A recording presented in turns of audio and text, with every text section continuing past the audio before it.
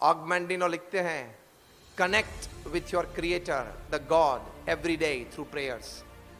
मतलब आपके सृजनहार जो भगवान हैं उनके साथ रोज प्रार्थना के माध्यम से, नाम स्मरण के माध्यम से रोज एक बार प्रयत्न पूर्वक आप जुड़ना। तो मैनेजमेंट गुरुज भी सिखाते हैं, सोशल रिलेशनशिप गुरुज भी सिखाते हैं, हेल्थ गुरुज भी सिखाते हैं। कार्ल यंग जो बहुत बड़े साइकेट्रिस्ट हुए और पितामह कहलाते हैं, कार्ल यंग 60 साल तक अंतरराष्ट्रीय स्तर पे साइकेट्री की प्रैक्टिस की है। मतलब पागलों के साथ रहे हैं, पागलों को ठीक करने का प्रयत्न किया है और कहीं को ठीक भी किए हैं। पूरी साइकेट्री इतने में ही नहीं आ जाती है, लेकिन साइकेट्री का एक भाग है पागलपन को ठीक करना, पागल आदमी को ठीक करना। डॉक्टर कार्ल यंग ने 60 साल तक अंतरराष्ट्रीय प्रैक्टिस की। उनके जीवन चरित्र में डॉक्टर कार्ल यंग ने लिखा, 60 साल तक मैंने पागलों को ट्रीट किया है, लेकिन अब सुनना, लेकिन 60 साल में एक भी व्यक्ति को मैं ऐसा नहीं मिला हूं जिसको भगवान में श्रद्धा हो और उसको मेरे पास आने की जरूरत पड़ी हो। मतलब मेरी ट्रीटमेंट की उसको जरूरत पड़ी हो। तो ये भगवान में श्रद्धा का लाभ है, जीवन भी बेहतरीन होगा। और जो सबसे अंतिम ध्येय हमारे सत्शास्त्रों में है, ये भगवान का आश्रय दृढ़ करना। श्रीमद् भगवद गीता में 700 श्लोक हैं। 700 श्लोक का मूर्धन्य श्लोक, जिसको हम क्वीन भी बोलते हैं, बाकी के सभी श्लोक का सारांश एक में आ जाता हो, वो कौन सा है? तो भगवान श्री कृष्ण अर्जुन को कहते हैं, सर्वधर्मान परित्यज्य। डॉक्टर साहब मैं ठीक बोल रहा हूं? संजय जी का अभिप्राय इस बारे में लेने पड़ता है। सर्वधर्मान परित्यज्य मामेकम शरणं व्रज अहम त्वाम सर्वे पापेभ्यो मोक्षयिष्यामि मां शुचः। अर्जुन को कहते हैं बाकी के सब विचार छोड़ दे, ये होगा नहीं होगा, कब होगा, कैसे होगा, ये सब विचार तू छोड़ दे, मैं जो कहूं वो करने लग, मैं सर्वे पाप से तुझे मुक्ति दिला दूंगा। ये भगवान के शरण की बात है। प्लास्टिक का धंधा करते हो तो प्लास्टिक का शरण लेते हो, हाँ या ना? जिसका धंधा करते हो उसका शरण लेते हो, तभी तो पैसे कमाते हो। तो उस चीज का शरण लेते हो तो भगवान के शरण में क्या तकलीफ है? और कहां ज्यादा समय देना है? सुबह में कुछ 10 मिनट नाम स्मरण करें, वो प्रेरणा है। रात को 10 मिनट सोते वक्त भगवान का नाम स्मरण करें, वो डिटॉक्सिफिकेशन है, डिस्ट्रेसिंग है, तनाव कम हो जाता है, फ्रेश हो जाते हो। और पूरे दिन में क्रिया करते करते यही मानना कि भगवान श्री कृष्ण ने जो अर्जुन को कहा, कर्मण्येवाधिकारस्ते मां फलेषु कदाचन। अर्जुन को क्या कहा कि तेरा अधिकार क्या है? तेरा कर्म करना। तेरे को जो बुद्धि शक्ति मैंने दी है उस अनुसार तू अपना कार्य कर। फल भगवान कृष्ण कहते हैं मैं नक्की करता हूं। और यह बात की अनुभूति आप सभी को होगी,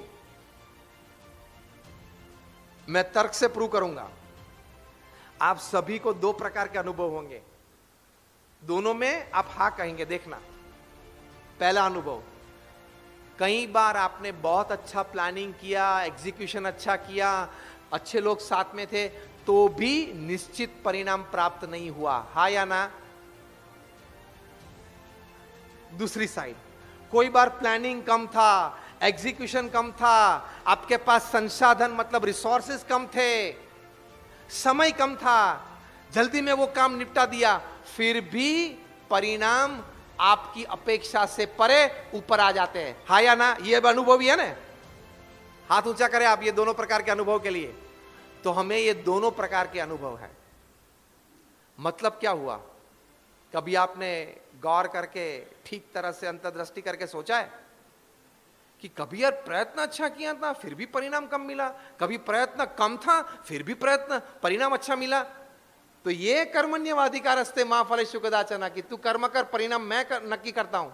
तो परिणाम वे नक्की करते हैं। तो कभी कम प्रयत्न में बड़ा परिणाम दे देते हैं और कभी बड़े प्रयत्न के बाद भी कम परिणाम देते हैं। वो तय करते हैं। फिर क्यों रोता है? फिर तू रोता क्यों है कि मैंने इतना प्रयत्न किया फिर भी मैं फेल हुआ, इतना प्रयत्न किया फिर भी धंधा जमा नहीं।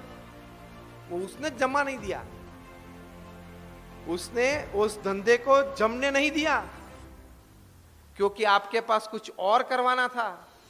डॉक्टर एपीजे अब्दुल कलाम 19-20 साल की उनकी आयु थी, तब पायलट की इम्तिहान देने के लिए वहां दिल्ली गए थे और 8 को सिलेक्ट करना था।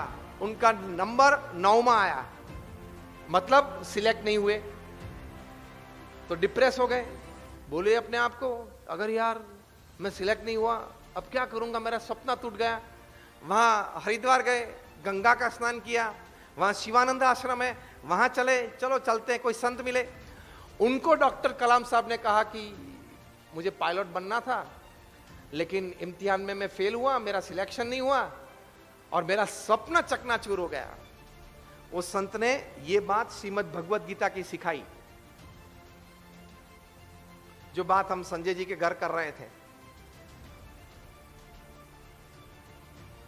इसमें से क्या आपने सूत्र बनाया है गीता विजेता का?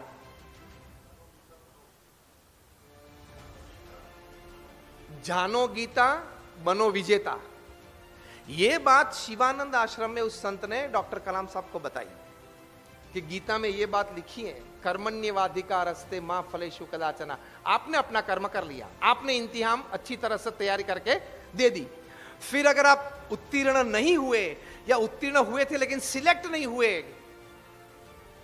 तो भगवान की इच्छा शायद होगी कोई और काम आपसे करवाना है, और करवाया। पायलट से भी ऊपर missile man of India, father of India's nuclear bomb, people's president, और 48 यूनिवर्सिटीज में से मानद डॉक्टरेट उनको मिली। यूनिवर्सिटीज लाइन लगा के बैठी थी कि कलाम साहब को हम डिग्री दे ताकि हमारी प्रतिष्ठा बढ़े। यूनिवर्सिटीज पूरी विश्व में यह समझती थी कि अगर कलाम साहब को हम ऑनररी डिलीट दें तो हमारी प्रतिष्ठा बढ़ जाएगी। जिनको एक समय में पायलट की नौकरी नहीं मिली थी, वे इतने प्रतिष्ठित हुए। ये बात श्रीमद् भगवत गीता की उस वक्त शिवानंद आश्रम में एक संत ने डॉक्टर कलाम का सबको समझाई। ये बात उन्होंने पुस्तक जो प्रमुख स्वामी महाराज के बारे में लिखा, ट्रांसेंडेंस, इस पुस्तक में ये बात लिखी है। मतलब प्रयत्नशील रहना, नीतिमत्ता के साथ, नाम स्मरण के साथ। लेकिन अगर कोई बात जीवन में नहीं बनी तो चिंता मत करना, कोई और अच्छी बात आपकी इंतजार कर रही है। यह श्रद्धा और विश्वास, ये बेहतरीन जीवन की ओर है। Thank you very much and all my prayers for all of you.